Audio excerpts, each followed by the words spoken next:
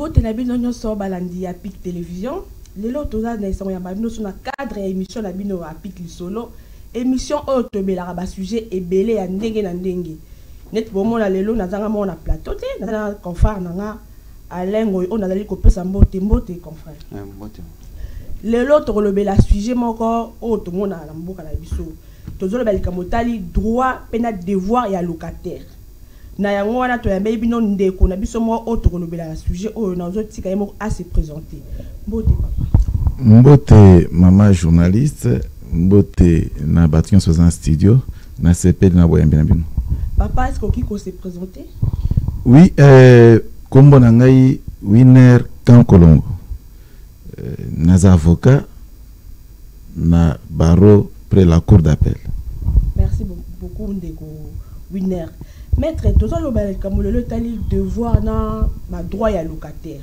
Est-ce que kokina ko sunga biso avant to kota na muzindo ya solo na biso locataire aza nani?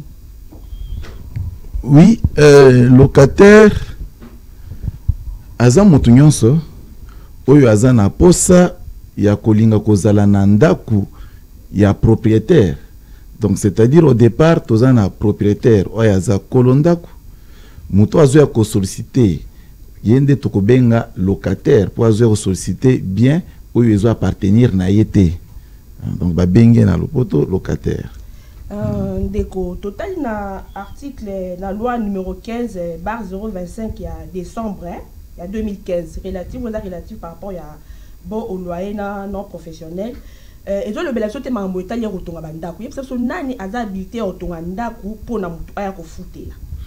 Oui, kotonga ndaku eza réglementé effectivement na loi oyote mais eza na mibeko ya mboka oyo pesa ndingisa po batu nyonso oyo bazana makoki bakokana kosomba esika somolo pakala pe atongi ndaku oyo ye.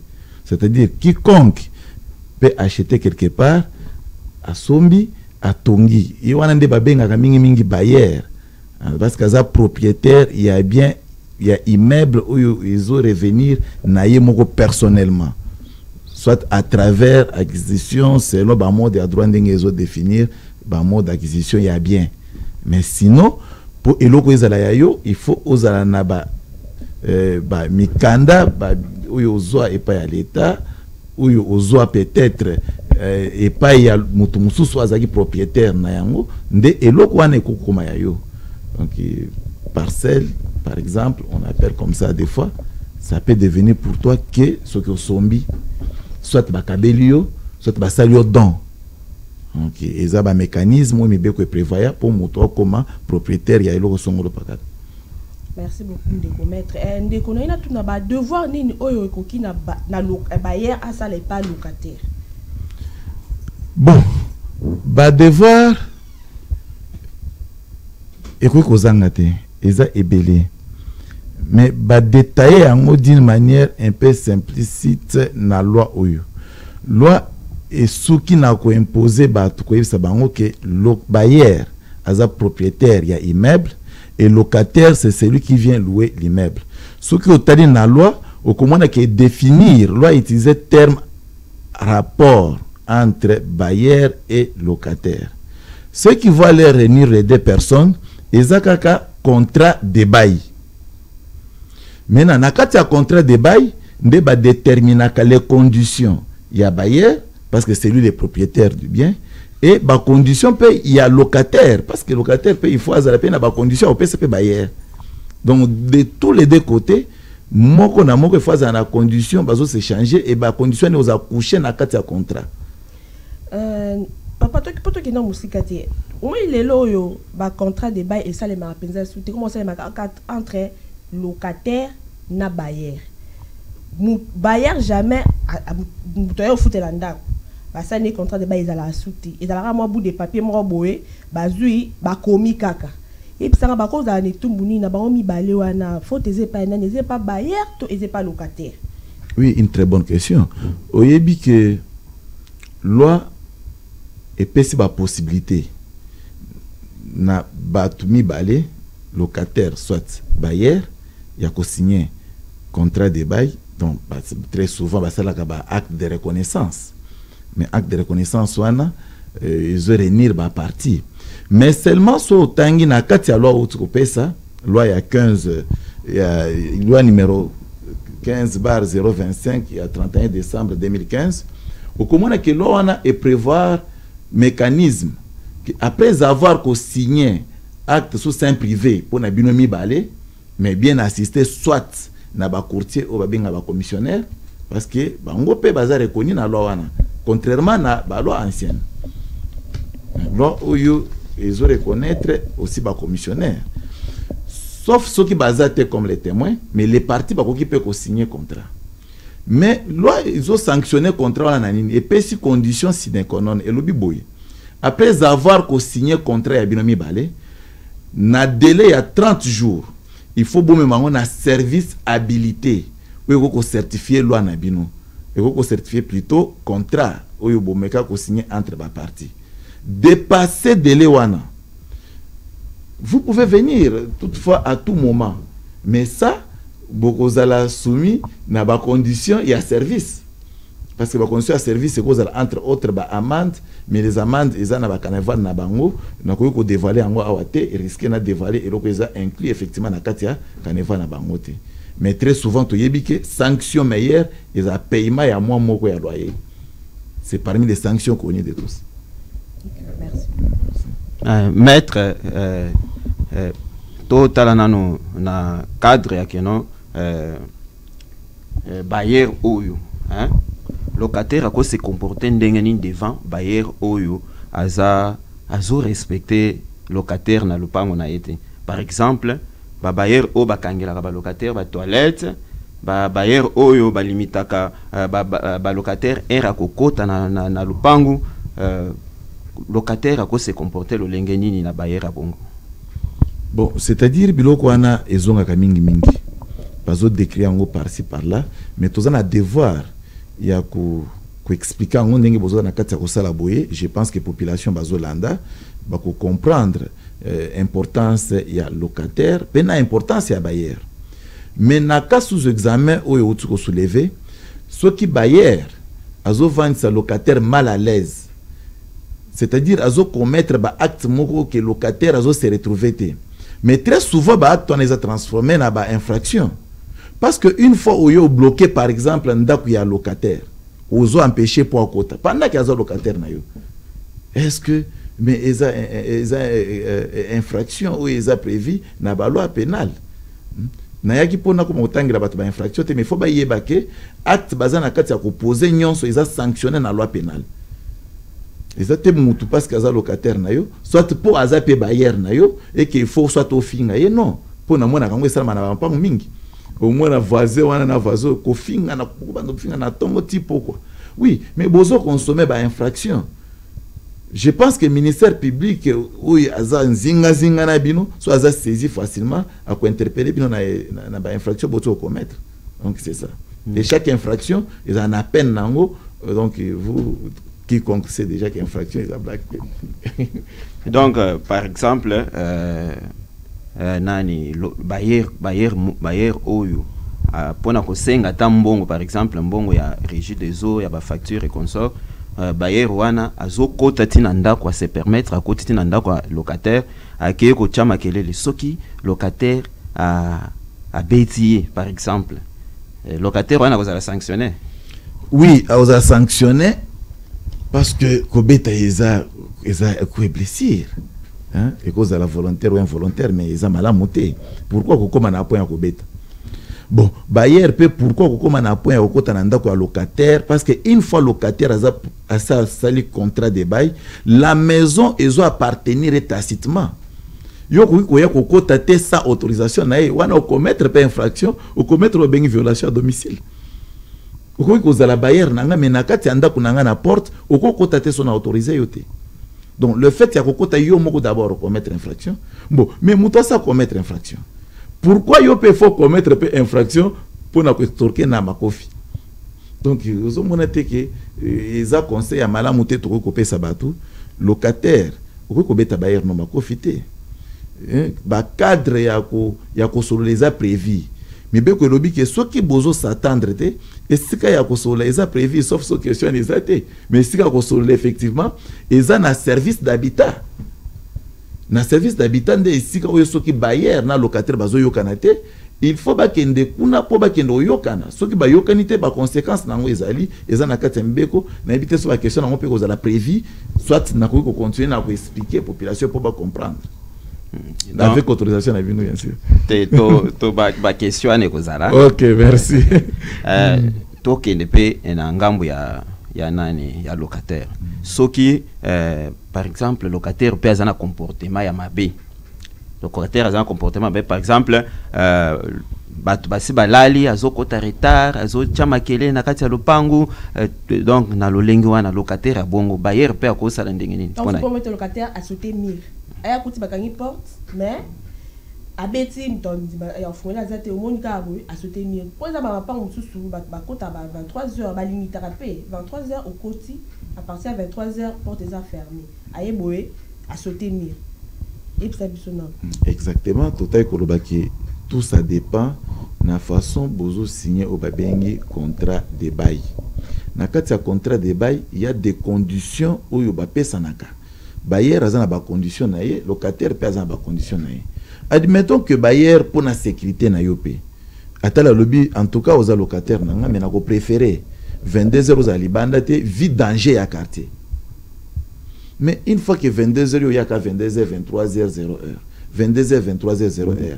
Na moment wana bailleur a ko sepelate ce qui persisté, bailleur a ko za obligé à sengelo ba préavis, à sengela yo ba condition où ye sengeli ke ubi mana lupango na ye.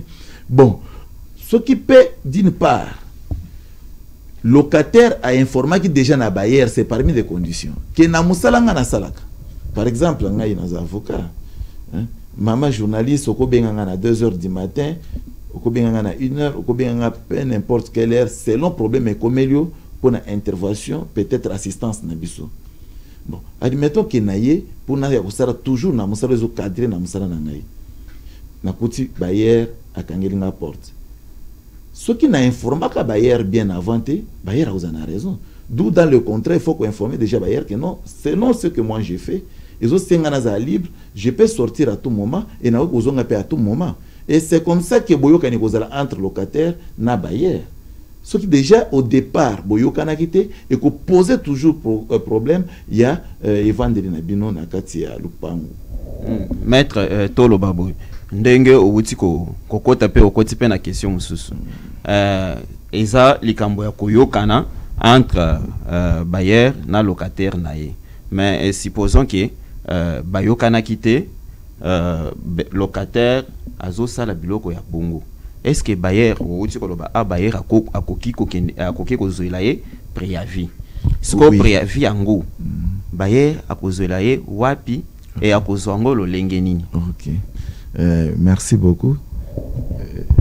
Je pense que loi OISA publié depuis 2015, ce qui est vrai, Bino Bozo Sala Moussala, OISA revenir dans le gouvernement congolais, parce que normalement, il faut passer la revitalisation et alors il faut côté la bateau. Bon, loi après c'est accompagné à la République, il y a quoi na ba mbeko aboye po total sapé ba imboka. Donc c'est-à-dire et ça tout a été déjà prévu que conflit est causal parce que si vous avez conflit paysan à côté conflit est à toujours. Maintenant qu'est-ce qu'il faut faire en cas de conflit? En cas de conflit, loi epesi batundingisa na locataire na bailleur qui en cas de conflit il faut saisir services compétents, ce qu'on appelle les services d'habitat. Les alaka mingi installés dans la maison communale na biso nyonso presque à ville. Bon. Service wana recevra plainte kaka ya bailleur te. Recevra pas plainte ya locataire. Mais ce qui bailleur a moni vendeli à locataire et vendeli na bango ezo simba te ezo zala sous malamu te. Bailleur peut solliciter à ce que locataire ebi mananda kunaye pour akotisa mutu ya sika. O bakoyoka ne malamu. Mais na moment na koya nanda ko locataire a ko papa bima nanda ko nanga kende non akenda saisir service d'habitat na plainte bien écrit déposer plainte na pour na hôtel de que non locataire na ngai azo commettre ba faute boy. Moi, je n'apprécie plus potos karakovana na esika moko. Je préfère abima akendolo kesika mususu. Mais ça na ba condition. Condition c'est que ko bimse pe mutulo antabate. Marqué boyokanité. Service d'habitat ko pese bino ba condition ou eza prévu kaka na mibeko oyo. Mibeko prévoir que ce que fondi mutu na condition wana. Oui. Ozongi premièrement soit dans la quarantaine au bandi ko restituer d'abord garantie.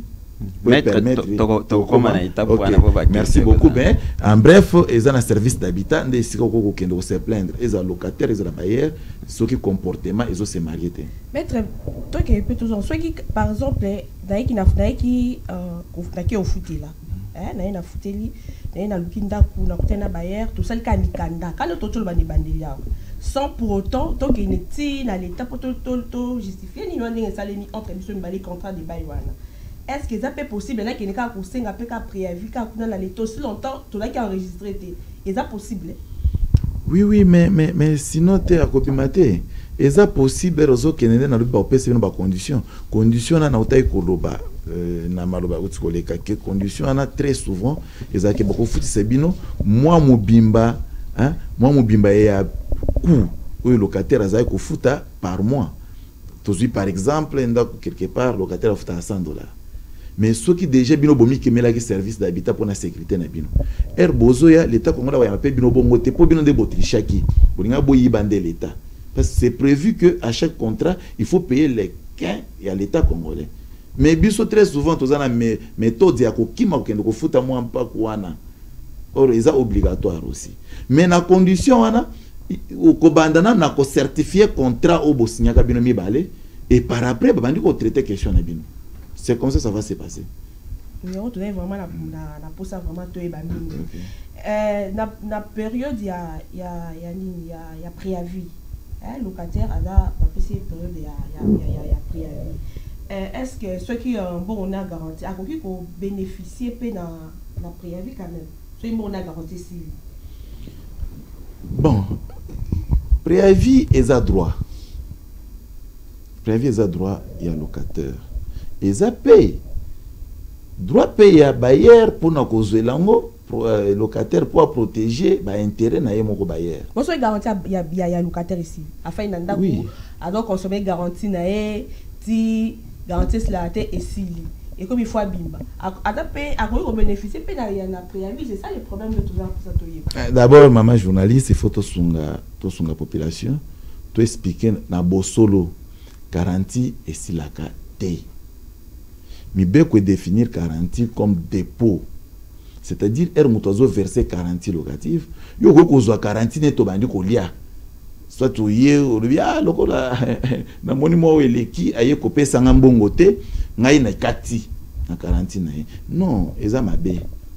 Okoki ko kata garantie mbongo na kati ya garantie kaka soki locataire boyokani lisusu koyokana na maloba na mboka na biso bato bakoka ko respecter ba contrat verbal te boyokani lisusu na papier que non na kati na garantie locataire a permettre nga na zombongo na kati ya garantie na ye po dépôt wana yonde ozo garder yango yo bailleur garantie eza ya bailleur te garantie eza bato ya locataire mais yo simbelier comme gage ozomona ezande bongo alors na moment oyo na hypothèse depuis impossible que garantie wana esili et si il n'y a pas de concertation entre bailleur et locataire, et que 48 ans ici, comme un service d'habitat, ça la nion se pour bailleur à recouvrir nyongonaye ce qui locataire a certifié ce qu'on a kati ya barrière parce que locataire on soit ko taper nyongo ko bien la capé bato mingi ba locataire comme on a accueilli avant de n'anda quoi batou a certifié moi 1 mois 2 mois bon azasi na bon ko futa te à côté nyongo mais mi peut que prévoir comment ko couvrir ba nyongo wana parce que ko couvrir yo moko te individu non il faut qu'on landa toujours les 3 chemins. Maître, la période il y a préavis wana au bapesi locataire est-ce que akoki peut ko futa ndako ni ngata na kati ndako bapesi tant tout bapesi 2 mois garantie 3 mois garantie par exemple akoki peut ko ba no futa ndako 3 mois ya préavis au linga ki oloba ya garantie te et ya préavis plutôt OK Préavis, oui. Préavis est payable. Préavis est payable. Et la préavis, et la mise en demeure, non soit n'est pas payable. Parce que les biens, ils ont appartenir à Moutou. À ta journée, c'est-à-dire le paiement par mois, on peut les diviser par jour. Babi, bon, Azaï ko fouta $30. Ce qui veut dire que par jour, on fouta $1. Mais si vous en avez il y a 3 jours, payez les $3. Il faut payer. Bon, ce cas bon, ok, la période de préavis, mais azo ko fouta nda coûté. Ni ne koyo ko mela. Ba ozo nga sous na service d'habitat tout ndengeni. Exactement, maman. Et ça, la question, tout le monde a vie professionnelle, il y a biso tout ça là, nam sana biso tout ça là qui avocat, oui. Et ça, maman, tout le monde a mingi. Ce qui est na ba condition ana. Ko kende ko bundaka kana locataire te. Et ça na moto ba bengi arbitre. Mais yende pera okata match te. Fa match kenda okata na isika moko boy. Esika wana to bengi yango tribunal. Donc service d'habitat ezo vandi sebiso efandi sa locataire na bailleur pour na kotali sa bango mabe weza wana mabe weza entre soit locataire soit bailleur après avoir kotali sa bango mabe wana service d'habitat a kozwa décision mibe ko pesier pouvoir ya kozwa décision ni ya kozwa akolbate que locataire kanga bisaka no bimana ndako soit yo bailleur à partir de lelo zombonga batu zongisa non ye akozwa kaka o babengi PV akosala PV vendre des alors décision en service d'habitat PV ne ko kozala ya conciliation na vandi se bango comme arbitre mais na moni batu ba CP ba yokani ça c'est bien ko yokana pesa madame bozui PV parce que bo yokani akoki pe constater que batu ba yokani te asali nyonso ko kosala batu ba yokani te na moment wana ako établir PV zo la kisake bo yokani te azwangi selibino pona ye asali ya ye musala asilisi so etikani musala ya tribunal ko yazana makoki à saisir tribunal.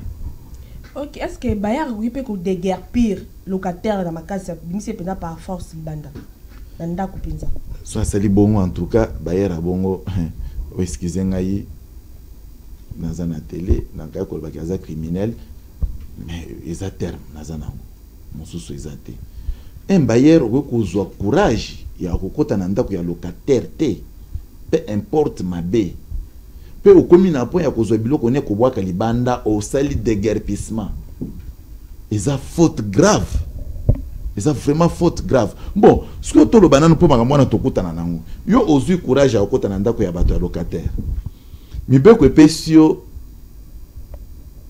courage wana te epesio pouvoir wana te ya kosala eloko ya bongo et que locataire na tourné ya lobi wala kota ki na ndako na ngai j'avais $100,000 na kati ya ndako oncle na biso za ministre apesa nga pona tindela bat na mboka en tout cas $100,000 ya bato ya ministre na biso et bungi fois foot or nous pas nous ekota kaka $50,000 tu ne vois pas que risquer au perdre na no lupango mais au trele suna nyonga ko bakisa $50,000 ya bato ko futa pona buzoba oyo osali ya kota na ndako ya locataire pour ou le code déguerpir non bailleur ce que kotike locataire asali ba acte ya malamu te et que bozo yo kanali susute okomi na makanisi ya komimise na ndaku nzela eza moko kende na service d'habitat solliciter PV ya non conciliation saisir tribunal a coupé sa décision judiciaire avec décision judiciaire ba agent ya tribunal bakoya ba déguerpir mutu ba tcheli banda na balabala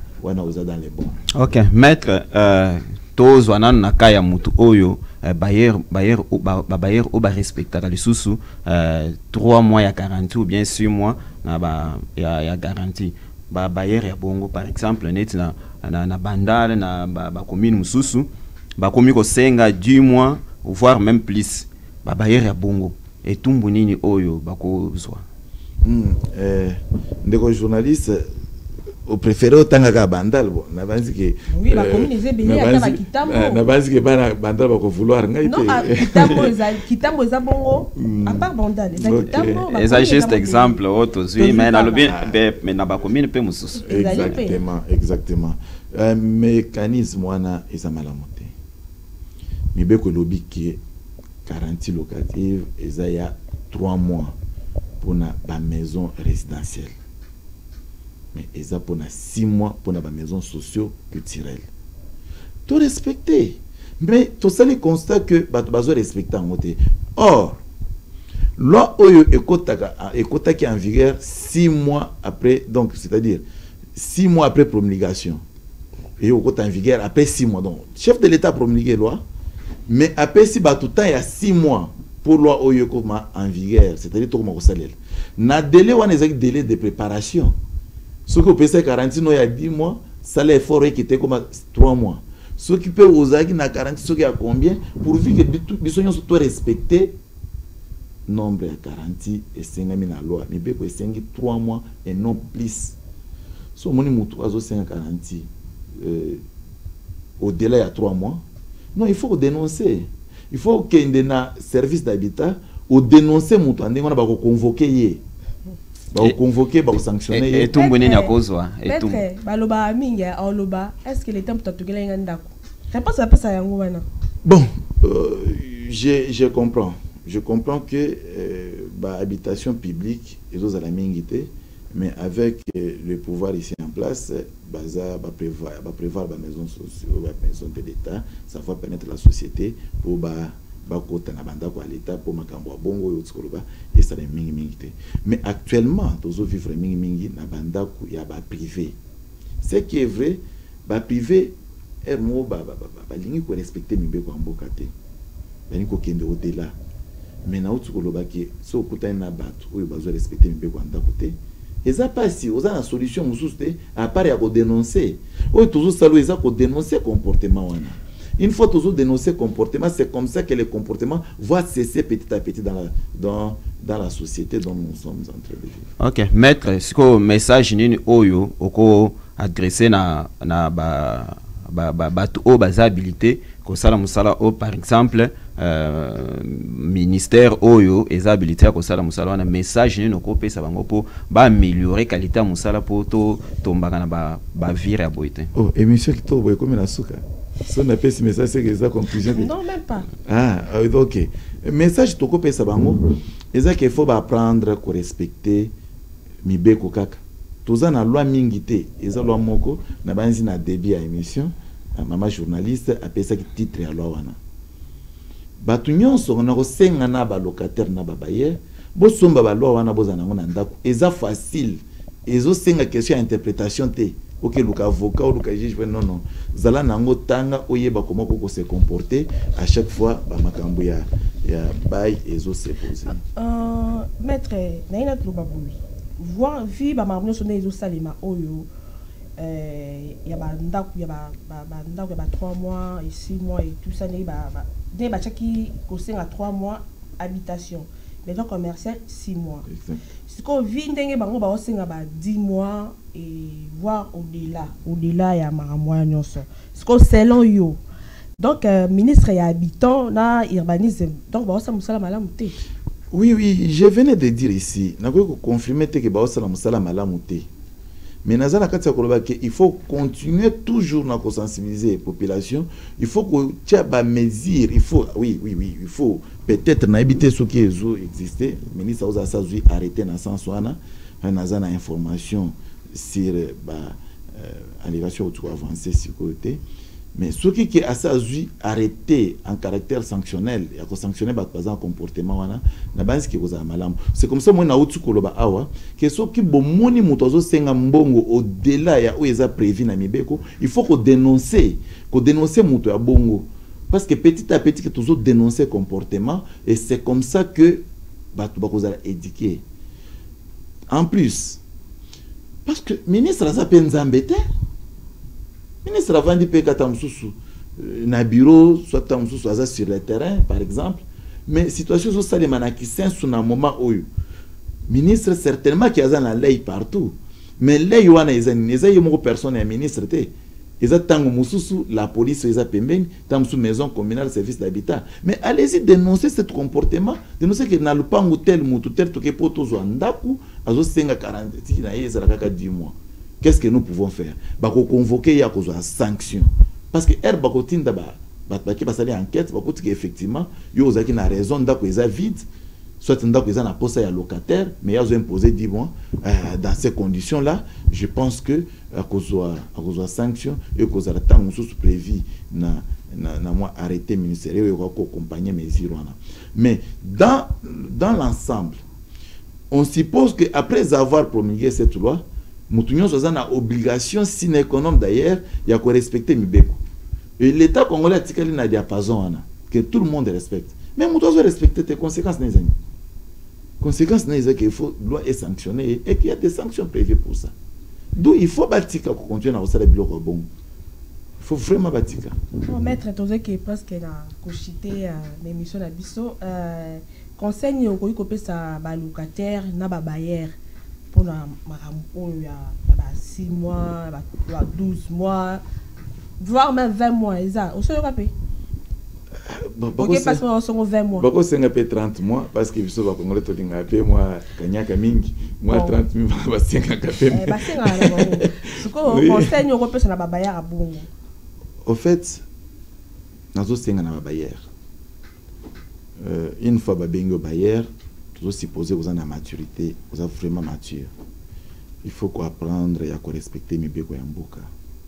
Pe koyeba ke Congolais azo ko senga comme locataire na yo aza peka kandeko na yo ata soki pe aza étranger par exemple mais parce que azo linga ko habiter ensemble na yo il faut aux de bonne foi se comporter comme un monsieur digne dans la société qui respecte les lois de la République et que ça la fierté à la République a besoin de sa fierté ceux qui toujours ça la fierté à la République ba to ba ko ça la on a place na biso bazate donc biso moko to bando respecter mibeko et c'est comme ça que tu vends en paix bailleur locataire mibeko ezali botanga kanyango mingi bo éviter ko sala makambo ba benga par force ozana bana no baza ba pomba parce que locataire a futakate parce que locataire a commis silsi quarantaine otindi bana ba pomba ba bete ba misi bloko di banda o biso awa biso to zaka bongo non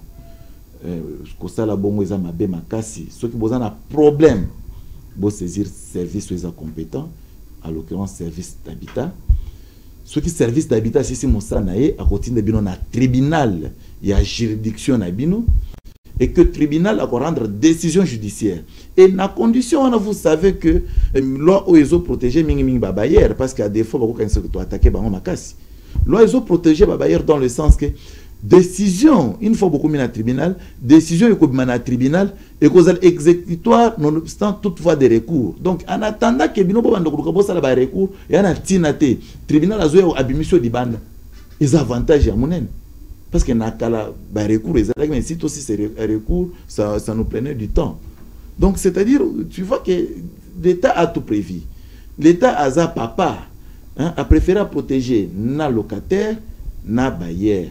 Et parce qu'il a protégé Bisso Nanzela et Mibeko, respectons la loi et ça sera une très bonne chose pour l'avenir de notre pays.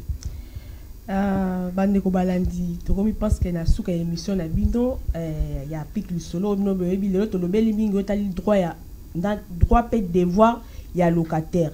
Na yango bandeko na ngai. Soki okei na lopango mo bazo sengo garantie ya 10 mois. Kende ko dénoncer nenge outi ko landela net outi ko lobela parce que na loi mo outi ko bima ezo lobela makambo wana donc dénoncer ko tika ngo bongo te pomboka na biso et kende liboso to mona ni na mbala ya sima merci pour la ndamalamu à Pic Télévision. Merci.